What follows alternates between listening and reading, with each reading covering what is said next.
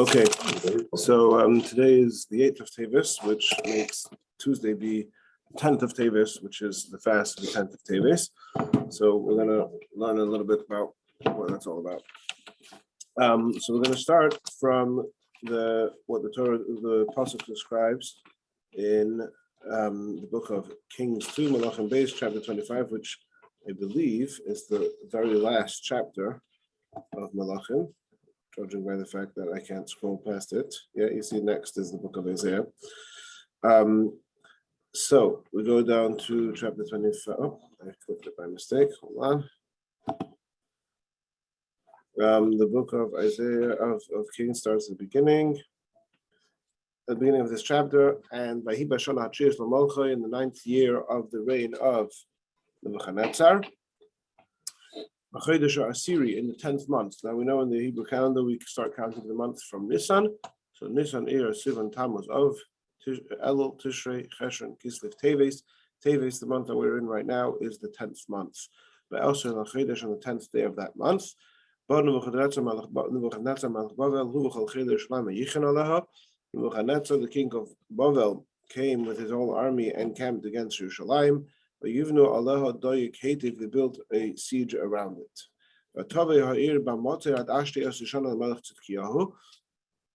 I'm sorry, when I said before the 9th year, it means the 9th year of the reign of Tzidkiyahu, who was the king in Jerusalem, in Yehuda, which is the southern kingdom. And then on the city came under siege until the 12th year of Tzidkiyahu.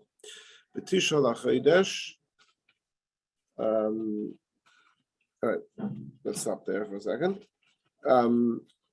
Now, just for clarity's sake, it says here that the siege started in the 9th year until the 11th year.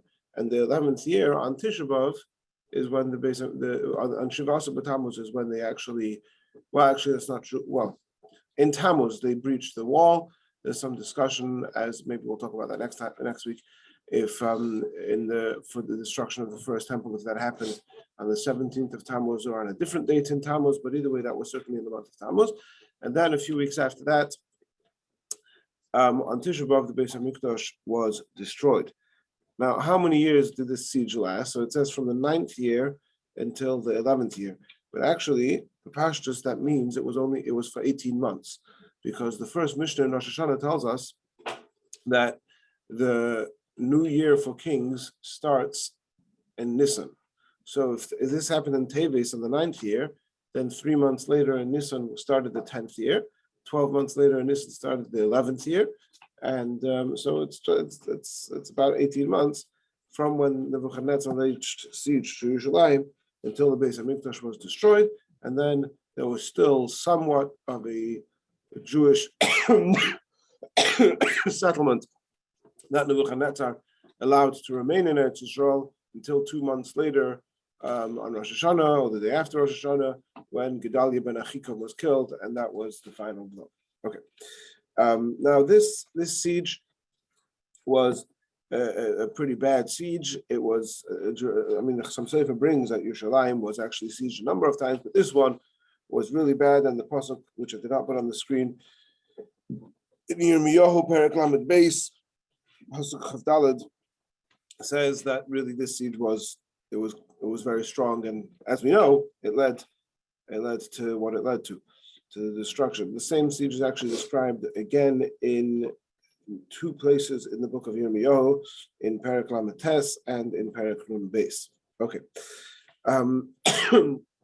Now, this date of Asara B'Tevis, so we have the prophet in Eretz Yisrael at the time, whose name is, who's the prophet in Eretz Yisrael at the time of the Churban? Yirmiyah. Yirmiyah Hanavi was the very unpopular prophet, who at the time was actually imprisoned by Tzidkiyahu HaMelech because of his because there was no free speech, and if you were saying things that the king didn't like, he put you in jail. At the same time, Hanani ben Azur and other false prophets were going around telling everyone that don't worry, everything's going to be okay. And at the same time, we have another prophet living in Bavel, and he already went to Bavel a number of years earlier. I'm not an expert on history, but I would assume in the Megillah, and we say that Mordechai came to Bavel earlier. Mordechai came to Bavel in the beginning of chapter 2. It says in Yechonia, right? The Golus of Yechonia happened, I think, about 10 years before this. So I assume that's when Yechezkel went to Bavel also. Otherwise, what was he doing there? So in Yechezkel, in chapter 24, he says like this. The word of Hashem came to me, Vahid Hashem Elai, you could read it along in English as well. Vashona Atshiyas, the 9th year, so we're talking about the same year, B'chedesh Asir B'asar B'chedesh. Ben Adam, man, write down on a piece of paper this very day. Samach Malach Bavel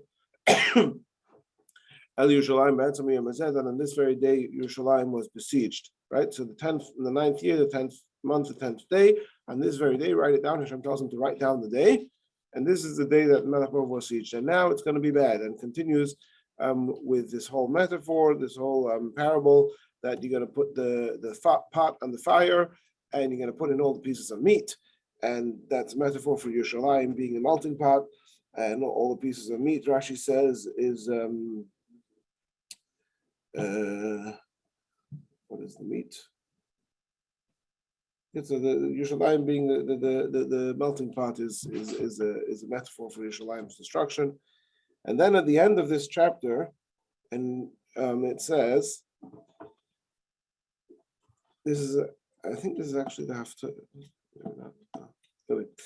At the end of this chapter, it says, and now, you son of man, let's do the next one, 26. On that day, how do you read that word? Fugitive will come to let you hear with your own ears. And on that day, on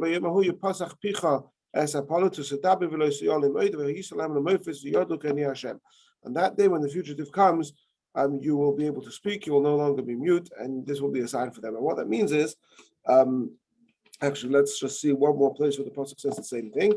In a few chapters later, in Perek Lamed Gimel, pasuk Chaf Aleph and Chaf Beis, it says, now it came to pass in the 12th year. Now listen to this. The 12th year. So this is already depending on when the year counts, but this is after Tisha B'av. He seems already to be counting. Sometimes the count switches. If I understood correctly from the version, the Gemara in Shoshana talks about how within the same counting, sometimes we switch to counting from Nisan and counting from Tishrei. I believe this is when it talks about Syria in the 10th month, it means Elul, Tishrei, Cheshvan, Kislev, Teves, 5 months after Tisha B'av. So 5 months after the destruction, on the 5th day of the month, so the 5th day of Teves, Hey Teves, yeah. Ba'ilai HaPolit Yerushalayim, the fugitive came to Yerushalayim, telling us that the city was struck. And now the hand of the Lord has been upon me in the evening before the coming of the fugitive. He opened my mouth, before his coming in the morning, and my mouth was opened and I was no longer mute.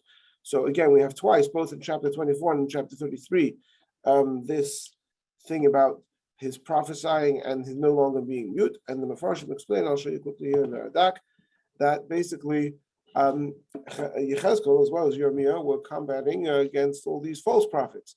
So by Yechezkel writing down on the piece of paper that on the 10th day of Teves, the king of Bavel besieged Jerusalem, and then however long later the fugitive comes, B'vaya Polit, and says that that's in fact what happened. So now we know that Yechezkel was a true prophet, and that's what it means that he was no longer mute and he was able to speak, because now he had won the trust of the people that he was indeed a true prophet. And it seems like a similar thing happened twice, both with the besieging of the city and with the Churban.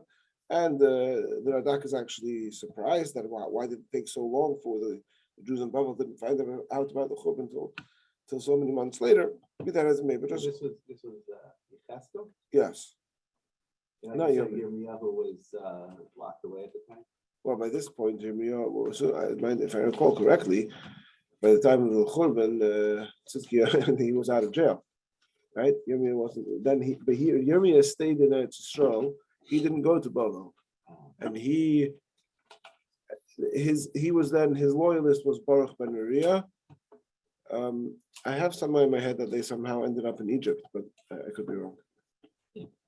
Anyway, So here it says, the prophecy came, this is the Radak, his commentary on Yechezkel, that the Nevuah came to him on the 10th of Tevis, that on that day the king of Babel besieged Jerusalem, and Hashem told him to write down that day and show the people, the Jews over there in Babel, that on that day the king of Babel besieged, and afterwards when they will hear from the reporters that in fact on that day Melech Babel besieged, they'll know that he's true and they won't listen to the false prophets anymore, etc. Okay, now what does it mean by Etzem Hayom Hazeh, on this very day?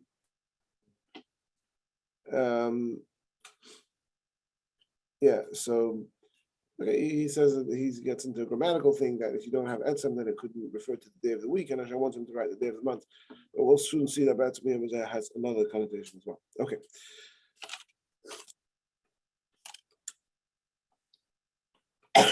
Now, so basically, what we've seen so far is what happens on Asara B'Tevis. And Asara B'Tevis is when the king besieges Yerushalayim, and that brings to the ultimate downfall of Yerushalayim and the Churban.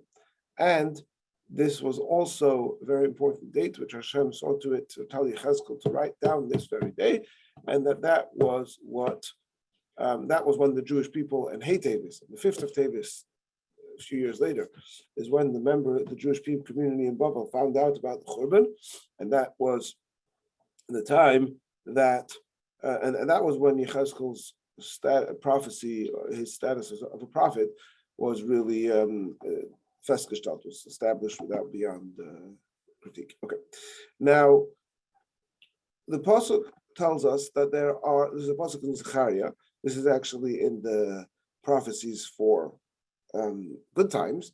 It tells us that there are 4 fast days. Tzom HaRevi, the fast of the 4th. Tzom HaChamishi, the fast of the 5th. Tzom HaShvi, the fast of the 7th. The Tzom HaAsiri, and the fast of the 10th. Now, what do these different numbers refer to? So, as you can see in the translation, they've said it means the months. What is that? So let's go through it. Tzom HaRevi is the fast of the 4th month. Which fast is in the 4th month? 17th of Tammuz, right? Nisan, Iyar, Sivan, Tammuz. Then you have Tzom HaChamishi, the fast of the 5th month is Tisha B'Av. Tzom HaShvi, the fast of the 7th month is Tzom Gedalia, right? And then you have the fast of the 10th month. So what is the fast of the 10th month? So there is a machlokes in the Gemara Rosh Hashanah. What does the fast of the 10th month actually mean? So let's see, I did not put the Gemara on the screen. Now let's get it up quickly here. So we can follow along. Safaria, Rosh.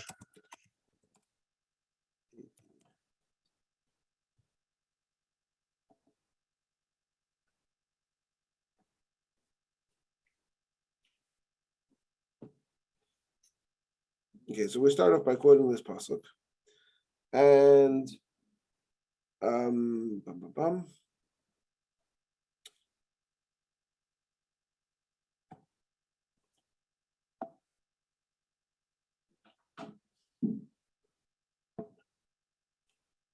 okay, so the beginning of this piece is that Rabbi Shimon says that there are a number of things, 4 things, which myself, Rabbi Shimon, and which is Rabbi Shimon ben Yochai, and Rabbi Kiva disputed about these things, and one of them is Tzom HaAsiri. So he says like this.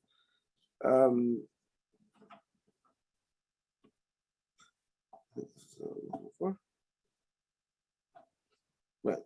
So Tzom HaAsiri. This is he's quoting Rabbi Kiva. What does Rabbi Kiva say?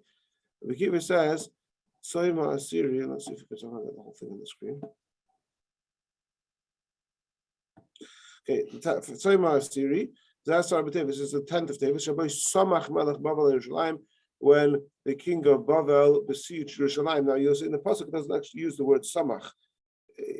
Samach literally means to come close.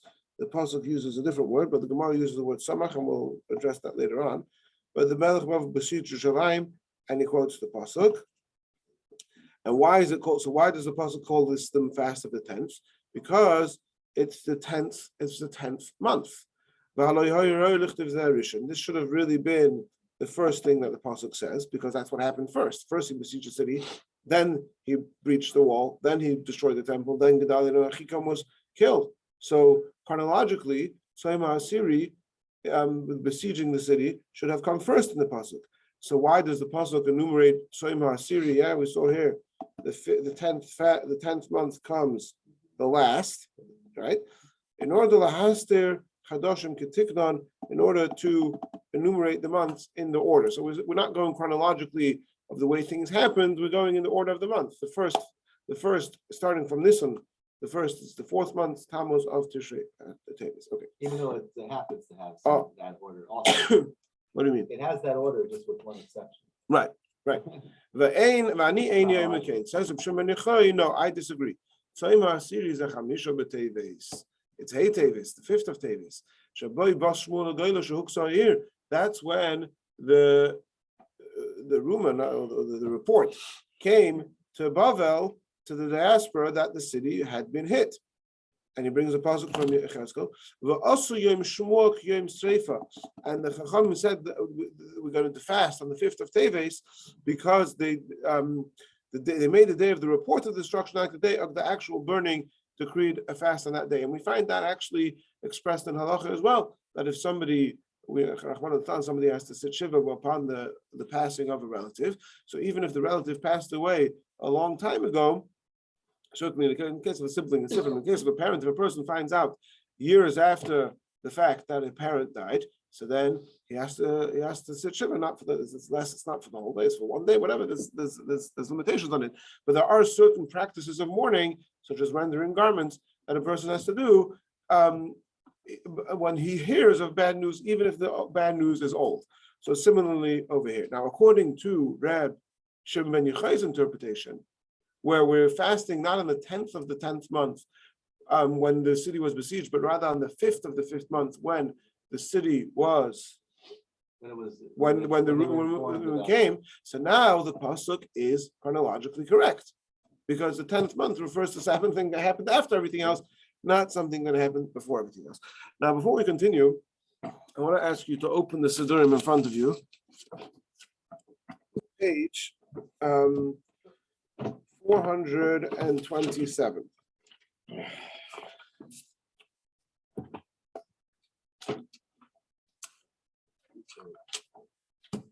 Okay, so this is the slichas that we say. I'm sorry I don't have this to put on the screen, but just follow along. If you have a siddur to hand, open it up to the slichas for the 10th of Teves. And one of the biyutim that we say starts with the words, Eskra motzek asher kra'ani, I recall the calamities which have befallen me. And perhaps we'll have time to review some more details on this piyut later on today. But just to start off with, it starts off with the words, in our Siddur, in Chabad Siddur, it starts off with the words, B'shalish makus b'chodesh lehikani, he struck me 3 blows on this month, and we'll see soon what the 3 blows are. But there are brought in other Siddurim, and he brings it already in the Ezra Tfilas, that actually a more correct girsa would be to say, Arba makus, that I had 4 things in this month. And we'll see soon what the other 2 are, but we're counting 3. One of the 3 is the fact that the city was besieged. And according to the reading that it's supposed to be 4, what we're actually saying is that we're counting 2 things, both the besieging of the city and also the report coming back to the diaspora the next, all those years later, on the 5th day of Teves. Now, if you turn the page to page 428, you'll see something. What are the 3? We're going to discuss the other 2 soon, but the main thing I want to get to is the first line on page 428. Now, first I'm just going to read it with the translation as it is in the Siddur, but then after what we've just learned, you should be able to readily see that there's actually a lot more going on over here than is indicated in the translation. And we've had time to discuss in the past. We had Rabbi Sharf a few months ago give a class on piyut and how there's so much more than meets the eye with the plain translation. So there's the right. I'll read it in Hebrew and then in English. Of course, everything rhymes and there's the right amount of syllables, but we're not getting into that. Minyan Seder Chadoshim Basoyer B'Heyer Nehivi Yileo B'Meifi Afir Seder Parani is B'Seich Lavavi Yavir V'Yehevlai Hapolit Lemer Huksa Ha'ir. Let's read that in the English. Starting from on the English side of the page, it's the end of the second line. In Teves, the 10th of the monthly sequence, was God's fury roused. With wailing and lamentation, I opened my mouth. My heart is aflame with a series of calamities which commenced when the fugitive came to me and said, the city of Jerusalem was defeated. Right. Now, again, it's in my, reading it now, I will acknowledge that it's hard to see this just reading from the English. Let me finish one. It's hard to see this just reading from the English, but having seen this Gemara now in Rosh Hashanah, and now looking at the Hebrew words, you can't not see it. He's clearly saying two different things. He starts off with saying what is translated as the 10th of the monthly sequence. The words in the Hebrew are Minyan Seder Chadoshim. That is an allusion to the opinion of Rebbe Akiva that says that the pasuk Tzom HaSiri, is in that order, not because chronologically that's how it happened, but because the pasuk wants to enumerate the 4 fasts in the correct order of the months. So according to this is how I would translate this line. Minyan Seder Chadoshim, according to Rabbi Akiva, who's reading the pasuk in the monthly sequence, Asara Beheir, we're fasting on the 10th because that's when the city was besieged. And then Seder Puranios, which is the exact words of Reb Shimon ben Yochai, of Reb Shimon, where he says, I think maybe it's not his exact words, but anyway, that's clearly what he's saying, that according to Reb Shimon, we're not talking here about the order of the month, but we're going with Seder Puranios with the chronological order on which the calamities happened. Then I'm talking about not when the city was besieged, but the day on which the fugitive came to tell me that the city was defeated. Right? So again, there's no way, first of all, there's no way you would know that just from reading the Hebrew if you didn't know the Gemara, and there's certainly no way you would pick it up in the English. But it's very clearly that the Python is expertly weaving into the Piyut the two different interpretations in the Gemara and it's actually a brisa on this pasuk. And by the way, we find that the Python often does that he interprets that even though the two opinions might sort of in some level be mutually exclusive, he includes both of them in his piyutim. And just for reference sake, an interesting point, and there's a Tosfos in the Gemara Rosh Hashanah, that it's Rosh Hashanah Daf Chav Zayin, where Tosfos points out that within the piyutim from Rabbi Elazar HaKaler, we find in the Gemara there's a machlokes. When was the world created? Was the world created in Elul and Tishrei, like we say in Rosh Hashanah, Zay and Tchilas B'Asachar, or was the world created in Nisan? And Tosfos says that, but we find in the Gemara it's clearly seen as a machlokes, but we find in the piyutim of Rabbi Elazar HaKaler, both are true. In other words, that he references both in his piyutim. He mentions both Rosh Hashanah being the beginning of the world, and his piyutim for Nisan, he mentions Nisan being the beginning of the world. And Tosfos uses the word Elu ve'elu divrei Elokim Chaim, which is interesting because the Gemara uses Elu ve'elu divrei Elokim Chaim, both the words of the living God in regards to Hillel and Shammai. But Tosfos applies this to the two opinions about when the creation was the world was. And Tosfos then says that similarly we find that they're both true because one is in Maisa, one is Machshava. The world was created b'Machshava, Allah b'Machshava, to create the world in Nisan, but in actuality it wasn't created until Tishrei, which is something that anybody who's learned Chassidus is familiar with, that Tosfos from there. So to hear the Python, whoever, I don't know who the author of this piyut was. He says it was yeah. In the Siddur Eitzah Tfilah, she says that the name of the Python, his name is Yosef, and that the end of every sentence is a quote of a pasuk. Of course, it rhymes and has many other features. Anyway, but the point is that the fact that two mutually exclusive interpretations of the pasuk, the Tzom HaSiri mean the 5th of Teves, or Tzom HaSiri mean the 10th of Teves, are only one. Well, the point is that there is some level on which they're both true, and that's why the Python includes them both over here in this piyut. Okay. Now, what is so we saw? This is difficult, right? Because we're mourning something. What exactly? Machlokas. You know what I mean? Like, okay, so very good. You're supposed to express certain emotions, and it's difficult to say. Very good. Which one is it? Oh, Okay, very good. We're gonna get back to that. We're gonna get back to that. Bekitzer, I'll just say right now that of course la halacha it's one because the fast is on the 10th of Tevis and not on the 5th of Tevis. So we paskening like Rebbe Kiva, but that's still there's what we do in practice, which is you follow one. You can't light one candle the first day of Hanukkah and light 8 candles the first day of Hanukkah. You can only do one in practice, but in theory, right? Mm-hmm. So that's the same here as well. But before we go there, we mentioned already that there were 3 or 4 things that happened on Asara B'Tevis. So what are the other things? So, what's my papers?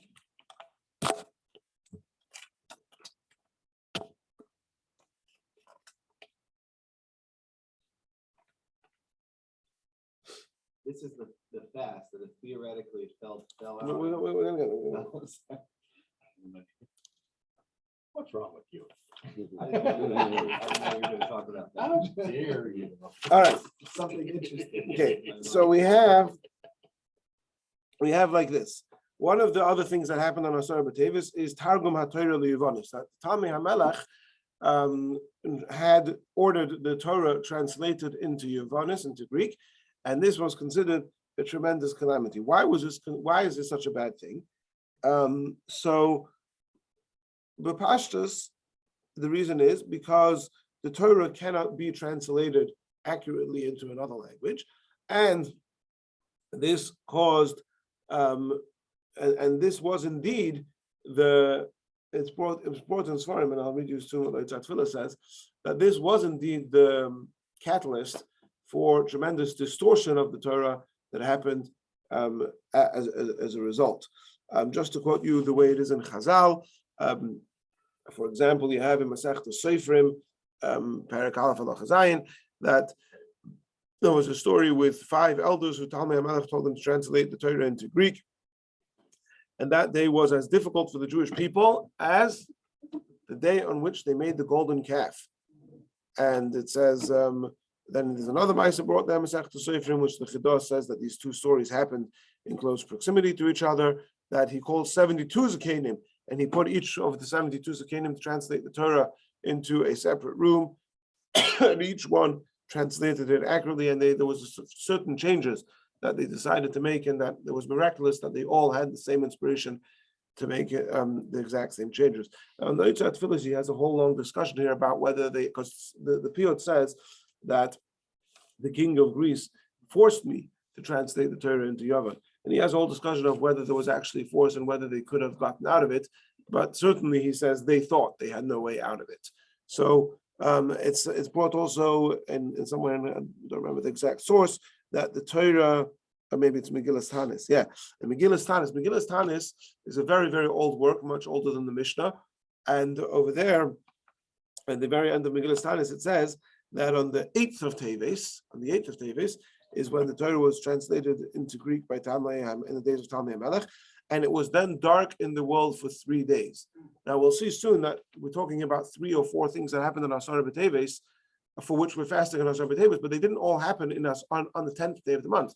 They happened around that time. So now we're seeing already one of them happened on the 8th of the month, and we've already seen that one of them perhaps happened on the 5th day of the month. And in fact, there is a Svara abroad. I alluded to this earlier, and again, we might visit this again next week. But the fast of the 4th month, which we commemorate on the 17th of Tammuz, actually, the question is whether we should do it on the 17th of Tammuz, which is when they breached the wall during this destruction of the 2nd temple, or on, I think, the 9th of the month or some other day of the month, when the wall was breached in the 1st temple. And one of the as far as mentioned, and I forget where, is that that it doesn't really matter what day of the month, it just has to be sometime in that month. So yeah, because the pasuk refers to them as the fast of the 4th month. So there's truth to both. Like you said, well, which one is it? We fast on the 10th month for all of the things that happened in the 10th month. So obviously we're fasting on the 10th of the 10th month, so there's something special about that day, but we could also be commemorating things that happened on the 8th and the 9th and the 5th. And here we have an explicit mention from Megillas Tanis that when they translated the Torah into Greek, it happened it was dark in the world for 3 days, which of course brings us to the 10th of Teves. Now, so in different places, you'll see how the translation of the Torah brought to tremendous disastrous distortions of the Torah. I'll just read to you what he says in the Ezra Tfilis. He says, here he says that this story of Talmei HaMelech happened about 100 years before the story of Hanukkah.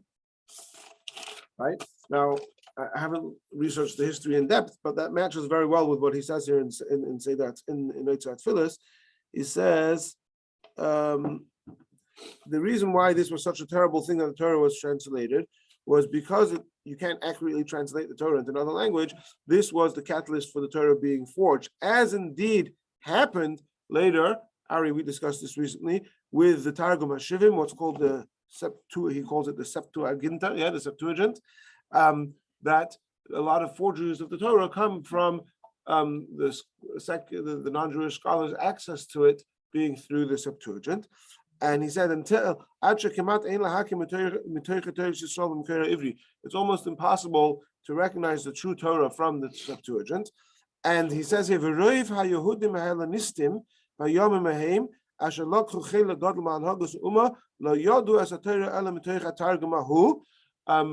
of the Jewish Hellenists from those days who took a tremendous role in the leadership of the Jewish people, their sole access to the Torah was through the Septuagint, was through this forgery. Philo is a good example of that. Philo, tell us more. Philo of Alexandria. Stop. I'm going to 1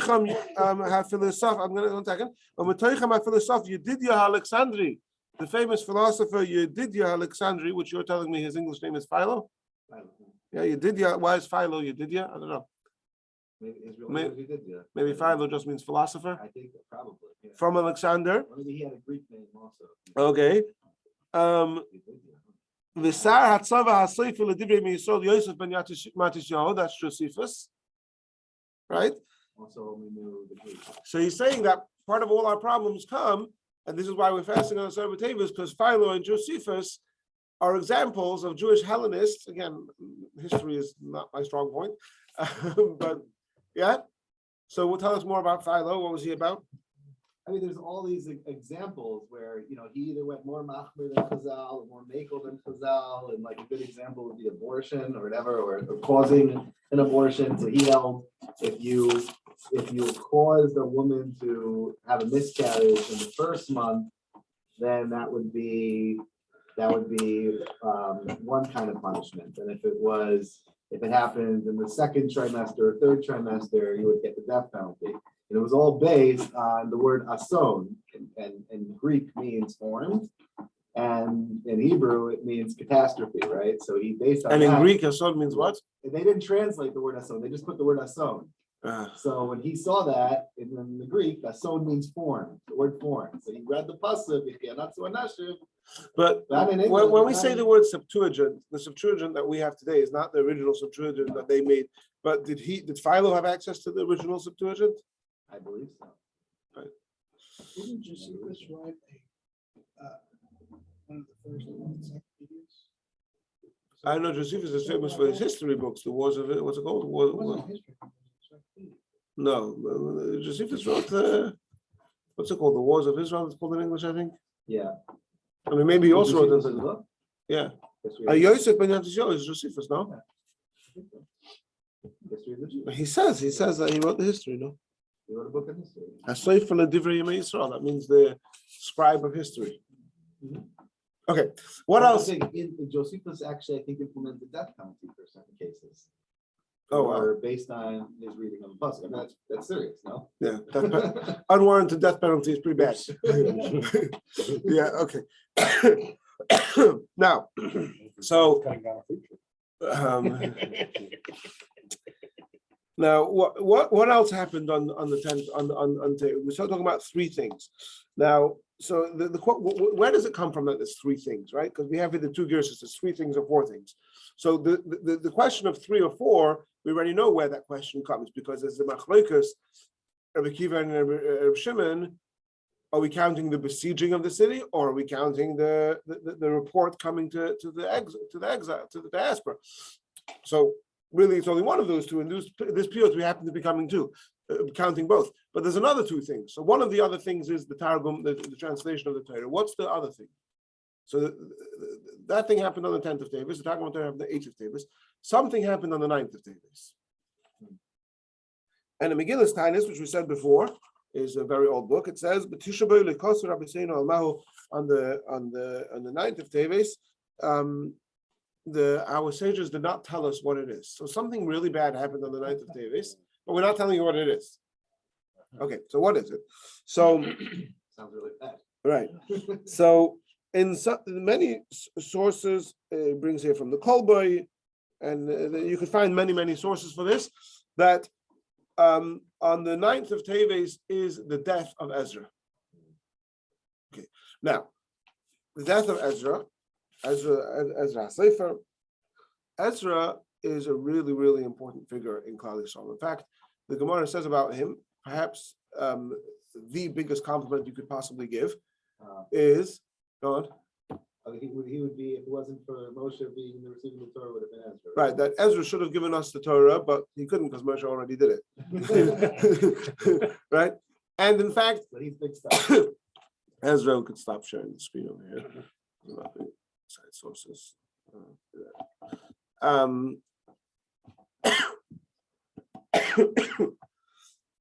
Ezra HaSefer is, he would have given, and in fact, he did make the Torah again. First of all, he introduced, or let's say reintroduced, Ksav Ashuri, which is the Aleph base we know the way we know it, as opposed to the way it was before, which was Ksav Ivri, which Google it, you'll find some very strange looking letters.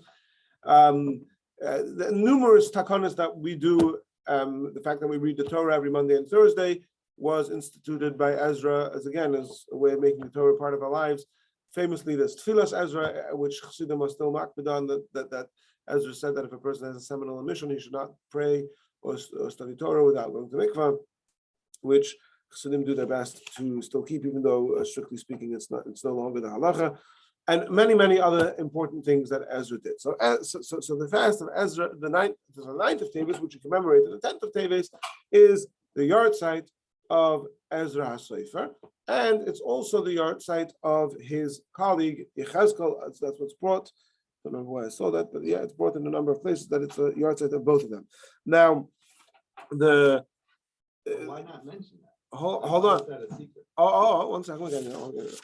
But before we get there, Yeah, what's wrong with you? but before that,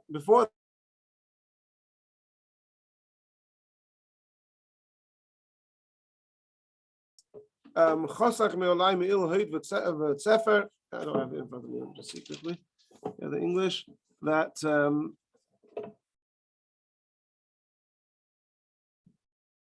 On the nights I was subject to God's wrath with shame and disgrace. He divested me of my mantle of glory. On this day was taken away the giver of goodly words, Ezra the scribe. So in the Eitzah Tfilah, he's disturbed by this because he says, like, well, what shame and disgrace is there in the fact that Ezra died? I mean, that's the Moshe Rabbeinu also died. So he says that actually there's a shit in the Gemara that Ezra HaSefer is the same person as Malachi.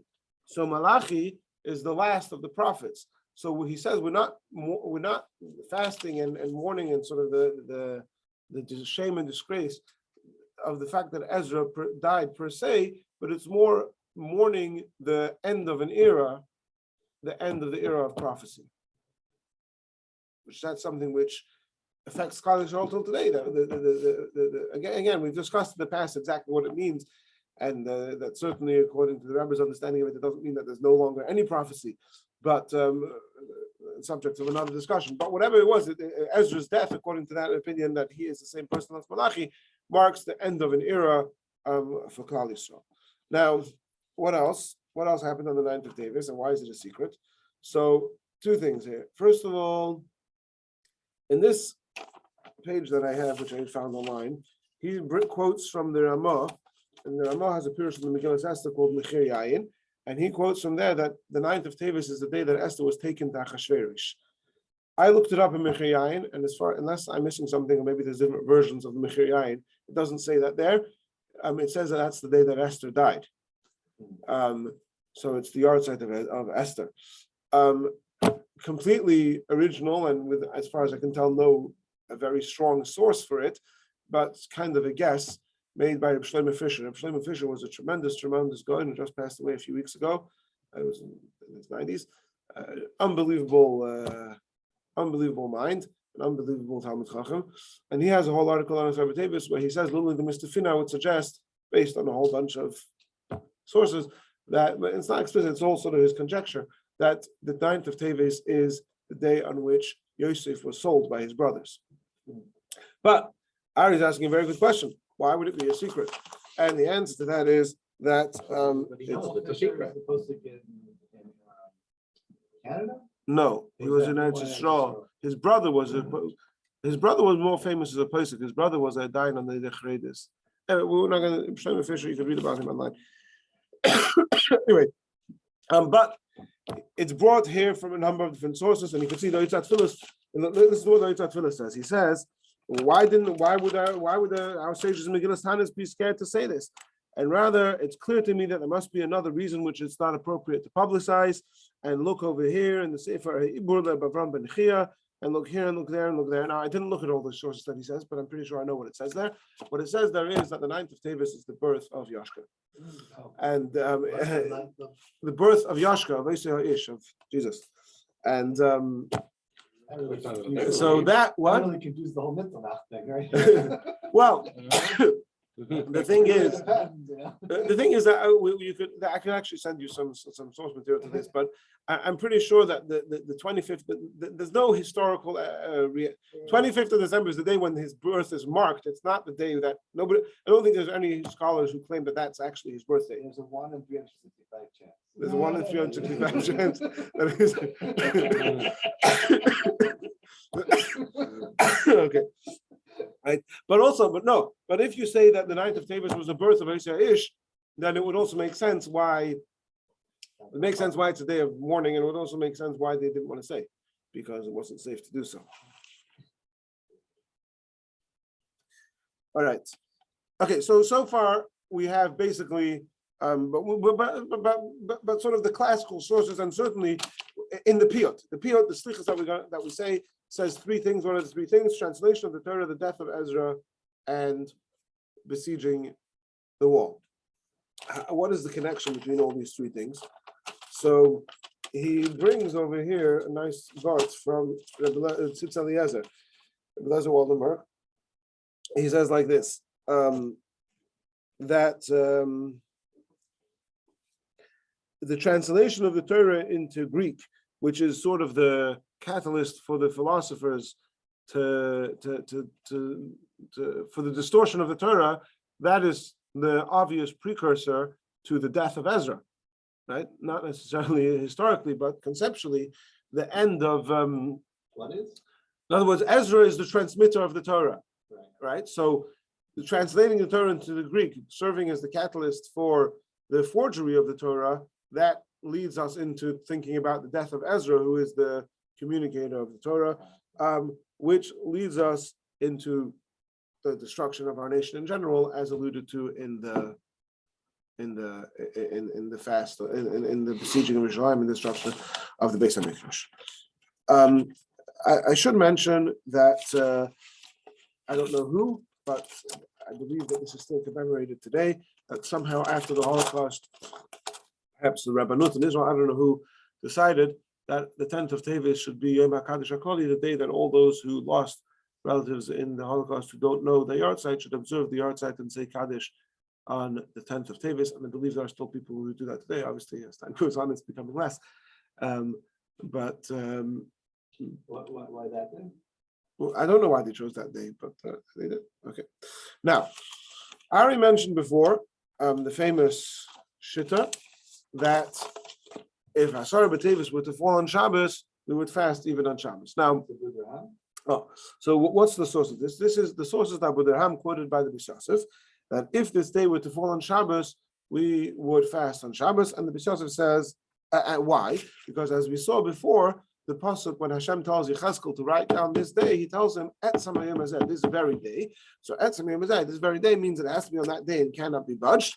So that's why we would fast even if it were to fall on Shabbos. Now, in the calendar that we have today, Asara B'Tevis can't fall on Shabbos, but so all the other fasts, obviously not in Kippur, Kippur overrides Shabbos, but all the other fasts, if they fall on Shabbos, right, we push them off. Tisha B'Av goes to Sunday, Tanis has to go back to Thursday, whatever it is, but you don't fast on Shabbos. Asara B'Tevis can't fall on Shabbos, but the Ram says if it could, we would. Now, even though it can't, but there's still nafkamina l'maisa. First of all, even after the destruction of the temple, there was still a long period where they were still using the sanctification of the moon based on witnesses. And so in those days, Asara B'Tevis could have fallen on Shabbos. And at least according to some opinions, the restoration of sanctification of the moon based on witnesses can occur prior to the building of the Beis HaMikdash. And so that would also be have the relevance then. Additionally, Asara B'Tevis can occur. It's not common, but it does happen. It happened, I think, last year or 2 years ago, that Asara B'Tevis was on Friday, and so then it could sort of override the Shabbos. Like you could bring in Shabbos early, or even if you don't bring in Shabbos early, if you daven in Chabad, we wait to daven Ma'ariv till nightfall. But if you daven Ma'ariv straight after candle lighting, you come home, might still be 10-15 minutes before nightfall, and later you would have to, according to Abu Dirham, for sure, you would have to wait another few minutes till the emergence of 3 stars to make Kiddush. Now, I should mention that it's almost explicit in Rashi and in the Rambam that they disagree with this Abu Dirham, and the Bishop himself says, I don't know where the Abu Dirham gets this from. He says, and the Rambam writes, if any of the 4 fasts fall on Shabbos, you push them off. So he says 4 fasts, assuming 4 counts as Asara B'Tevis. So it seems that the Rambam disagrees, and also there's a Rashi which says otherwise. There's possibly another way to read the Rashi. Perhaps we'll talk about that next week. But there is this idea. Now, why would that be the case? Why would it be that Asara B'Tevis should be so bad that we would override Shabbos, where even Tisha B'Av we don't override Shabbos? And the most common answer given to this question is that, one second. Yeah, is that it's the beginning. It's the beginning of the downfall. Everything, yes, of course, the destruction of the temple is worse than Yerushalayim being besieged, and everything. There's many other things that are in and of themselves worse. But this is the beginning of the beginning of the end, and the beginning of the end that has a much stronger severity. There's a very interesting word from the Bnei Yissaschar on this. We know the Gemara says, we've discussed this Gemara before, that that Rabbi Yochanan said, the pasuk says, sorry. Rabbi Yochanan says that, should I take it off? Not sharing the screen anymore. Rabbi Yochanan says that if I would have been around in the time of the Beis HaMikdash, this is the Gemara in, I don't remember where, Tainus, end of Tainus, that Daf Yomi should be learning it one of these days, that if I had been around, I would have made the fast of Tisha B'Av, I would have made it on the 10th of Av. That happens to be Aaron Marinelli's birthday. Oh. But why would he have made it on the 10th of Av? Why would that have been on the 10th of Av? Why would it be? Because that's when the Beis HaMikdash says they set fire to the Beis HaMikdash toward the end of the 9th of Av. But the bulk, certainly in quantity, the bulk of the destruction happened on the 10th of Av. So had I been around, I would have made it on the 10th of Av. But obviously the sages at the time made it on the 9th of Av. Why? So the Gemara says what? Well, there was probably a lot of wood in there too. They burnt it, they smashed it. So the wood burns. Once the foundations. Those were very Wet. exploded. You're gonna have 9/11 conspiracy theories. I read a thing that the limestone or whatever The moisture in it. the limestone Yeah, he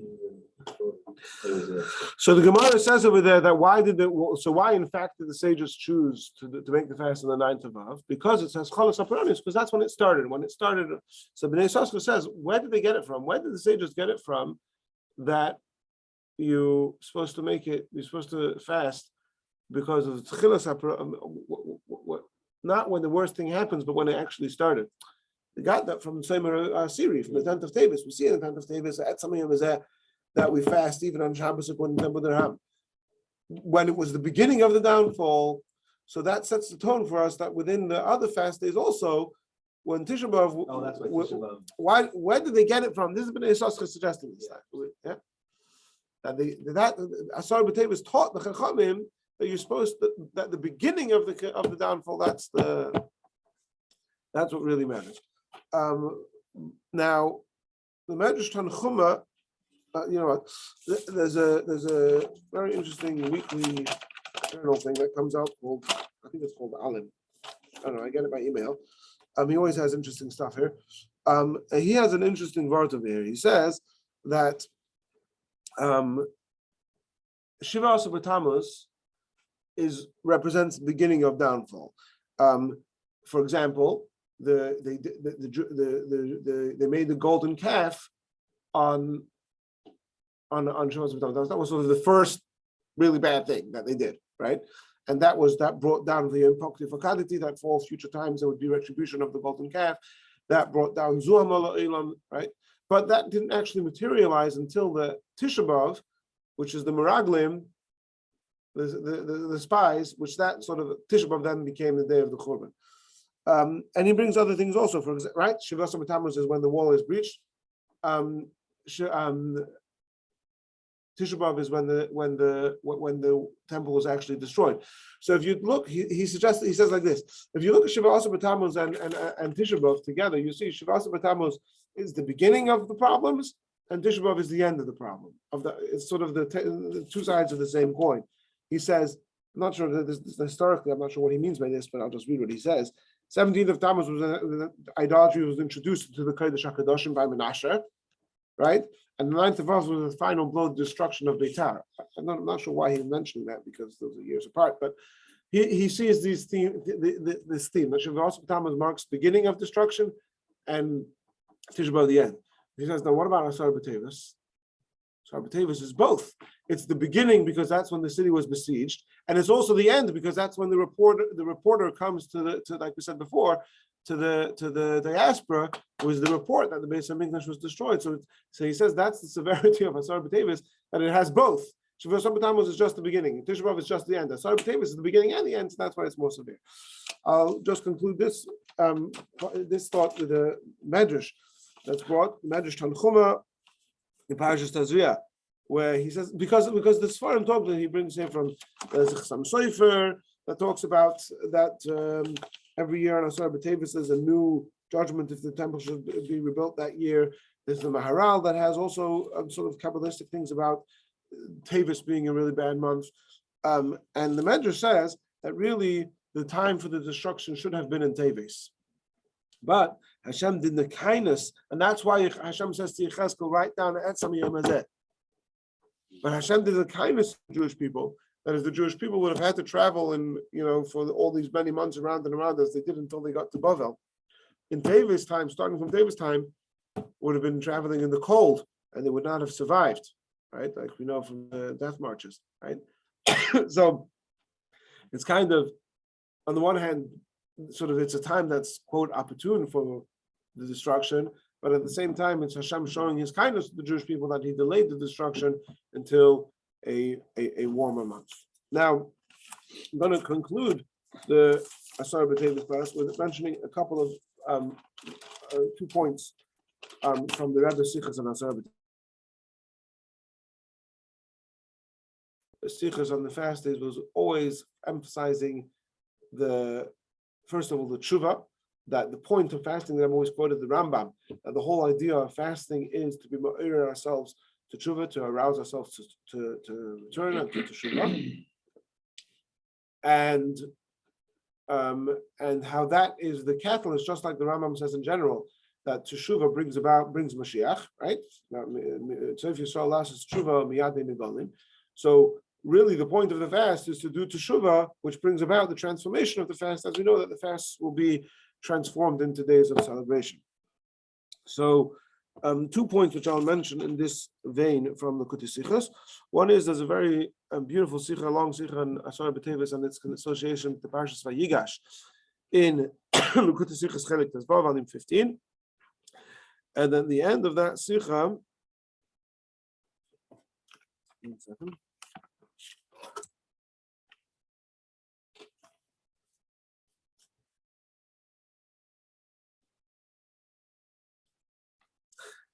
The Rabbi says that we're saying that the fast on Asara B'Teves is much deeper mourning than the other fast. It would even override Shabbos according to the Rabbi.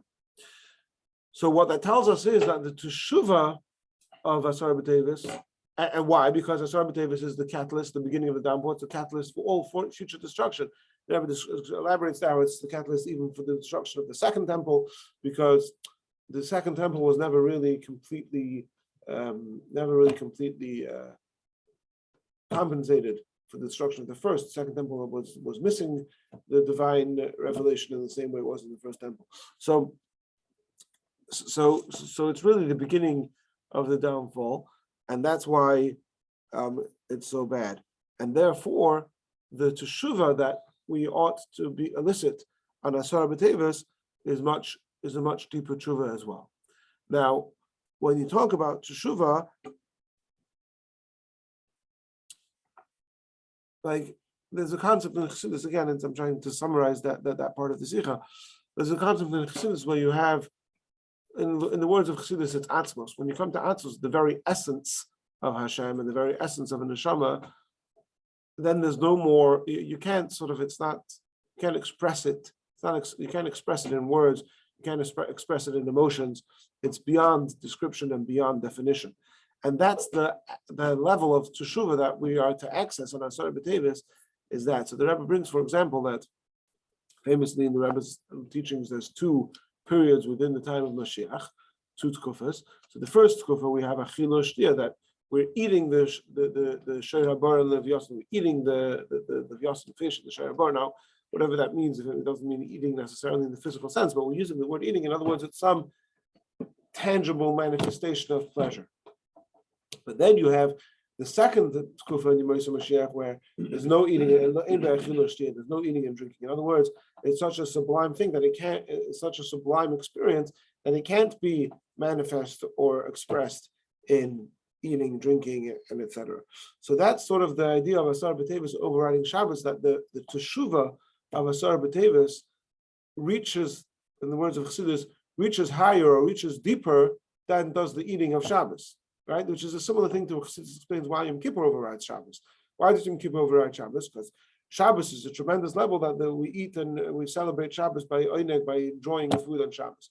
Yom Kippur is even higher level that we can't even eat. It's even higher than that. So Asara B'Teves kind of has that also, that aspect, that it overrides Shabbos, because we're reaching a level of tshuva where we can't, where the celebration is so sublime that it can't even be expressed through eating and drinking. That's one summary of a sikha of the Rebbe, and then one more sikha is in Chelik Chafei in Likutei Sichos 125, where the Rebbe says that what's that in every time when Hashem gives slap to the Jewish people, there's Hashem is maktim refuah l'makah. There's always the antidote to the cure built within the makah. So where do you see that on Asara B'Teves? It says, what happens on Asara B'Teves? Asara B'Teves says the reason for the destruction, or the way we bring Mashiach, is through achdus, through sinus chinam, there was hatred, so we counted that through connection and avos yisrael. What happened on the 10th of Teves? All the people were forced to be together. They were besieged in the city. Nobody could leave. Nobody from the outside could come in. So Asara B'Teves is telling us, this is the beginning of the destruction. You want to know how to undo this? Everybody be together. Everybody be b'achdus. Not only should you just be together, but you should be together in Yerushalayim. Yerushalayim is a place which is ma'ira to yira. The pasuk says, Taisus explains, the pasuk says that when you eat Ma'aser Sheni, it teaches you to fear Hashem. Why does eating Ma'aser Sheni teach you to fear Hashem? Because you spend time in Yerushalayim. You have to eat Ma'aser Sheni in Yerushalayim. Spend time in Yerushalayim, you fear Hashem. So what's the antidote to Galus?